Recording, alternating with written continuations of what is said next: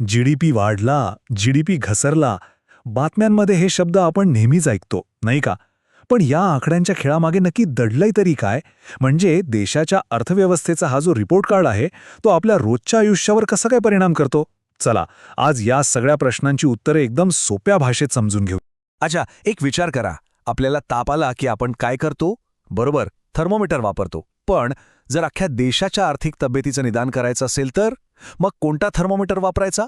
तर याच मोठ्या प्रश्नाचं एक महत्त्वाचं उत्तर आहे, आणि ते म्हणजे जीडीपी. तर मग चला थेट मुद्द्याला हात घालूया.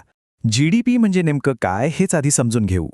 अगदी सोप्या भाषेत सांगायचं झालं तर एका वर्षात आपल्या देशात जे काही बनवलं जातं आणि ज्या काही सेवा पुरवल्या जातात त्या सगळ्यांची एकूण किंमत. म्हणजे अगदी कार, फ्रीज, मोबाईल फोनपासून ते डॉक्टरची फी, बँकेची सेवा, सगळं काही. असं समजा की देशाच्या वर्षभराच्या कामाचं हे एक फायनल प्राइस टॅग आहे. पण जीडीपी काय मोजतो यापेक्षाही तो काय मोजत नाही हे समजून घेणं जास्त महत्त्वाचं आहे. बघा, गाडी बनवण्यासाठी जे स्टील वापरलं जातं ते यात मोजलं जात नाही. का? कारण त्याची किंमत गाडीच्या फायनल किमतीत आधीच आलेली असते. नाहीतर काय होईल, एकाच गोष्टीची किंमत दोन-दोनदा मोजली जाईल. तसंच काळा पैसा किंवा आपल्या घरात गृहिणी जे विनामोबदला काम करतात त्याचं आर्थिक मूल्यही यात धरलं जात नाही. बरं, मग जीडीपी वाढला की सगळे इतके आनंदी का होतात? याचं कारण असं आहे की यामुळे अर्थव्यवस्थेत एक जबरदस्त सकारात्मक साखळी सुरू होते, ज्याला आपण पॉझिटिव्ह डॉमिनो इफेक्ट म्हणू शकतो. बघा हे चक्र कसं फिरतं.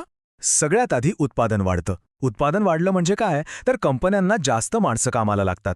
यामुळे रोजगार वाढतो, लोकांच्या हातात जास्त पैसा येतो, आणि मग काय, साहजिकच ते जास्त वस्तू विकत घेतात, म्हणजे बाजारात मागणी वाढते.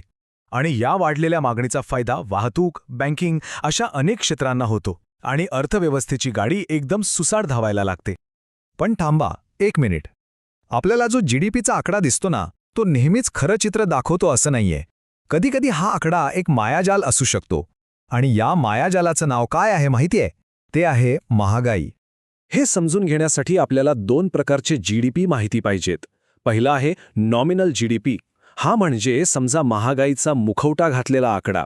यात फक्त वस्तूंच्या किमती वाढल्यामुळे सुद्धा जीडीपी वाढलेला दिसू शकतो. पण खरी परिस्थिती कळण्यासाठी आपल्याला तो मुखवटा काढावा लागतो, आणि तो काढल्यावर जो आकडा दिसतो तो असतो रिअल जीडीपी, आणि हाच आपल्याला उत्पादनात झालेली खरीखुरी वाढ दाखवतो. तर सगळ्यात महत्त्वाचा मुद्दा हा आहे. समजा बातमी आली की जीडीपी 7% वाढला, वा. पण त्याचवेळी जर महागाई 5% असेल तर देशाची खरी आर्थिक वाढ किती झाली? बरोबर, फक्त 2%. आणि म्हणूनच अर्थव्यवस्थेच्या आरोग्याचं खरं निदान करण्यासाठी जे तज्ज्ञ असतात ते नेहमी रिअल जीडीपीचीच तपासणी करतात. पण खरी गंमत फक्त या आकड्यांमध्ये नाहीये, तर ती आहे त्याच्या दिशेमध्ये. म्हणजे एका तिमाहीच्या आकड्यापेक्षाही काहीतरी जास्त महत्त्वाचं आहे, आणि ते म्हणजे ट्रेंड. आणि म्हणूनच जे हुशार गुंतवणूकदार आणि अर्थतज्ञ असतात ते कधीच एका आकड्यावर निर्णय घेत नाहीत. ते काळ बघतात. ते बघतात की अर्थव्यवस्थेची गाडी नक्की कोणत्या दिशेने चालली आहे आणि तिचा वेग स्थिर आहे की नाही. कारण सातत्यपूर्ण वाढ हेच एका निरोगी अर्थव्यवस्थेचं खरं लक्षण मानलं जातं. हे बघा, इथे 2 आलेख आहेत. एक कसा आहे, जो सतत वर-खाली हेलकावे खातोय, हा अस्थिरता दाखवतो. आणि दुसरा बघा, हळूहळू पण एकदम स्थिरपणे वरच्या दिशेने जातोय. आता सांगा, गुंतवणूकदारांना आणि उद्योजकांना कोणता आलेख जास्त विश्वास देईल? अर्थातच दुसरा, कारण त्यात भविष्याचा एक अंदाज बांधता येतो. बरं, हे सगळं तर ठीक आहे, पण आता सगळ्यात महत्त्वाचा प्रश्न, या जीडीपीच्या आकड्यांचा थेट गुंतवणुकीवर किंवा शेअर बाजारावर काय परिणाम होतो? याचा संबंध थेट आपल्या पैशाशी आहे.